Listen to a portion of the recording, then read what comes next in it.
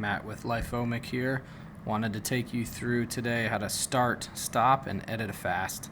So if you start from the home screen, you'll notice first off I can adjust the amount of time I'd like to fast easily with the plus and minus buttons, and then I can hit start fast.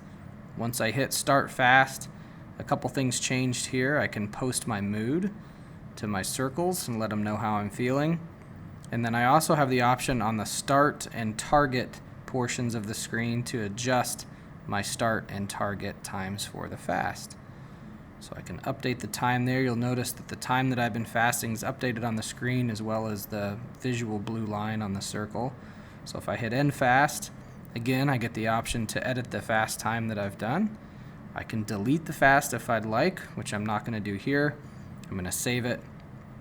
And that 8-hour fast, if I click in the top right corner on my profile, you can see the 8-hour fast shows up in line there in the list of fasts that I've had. And again, we can even edit the fast in here if we'd like. So there's a lot of different ways we can edit the fast time to make sure that it's accurate.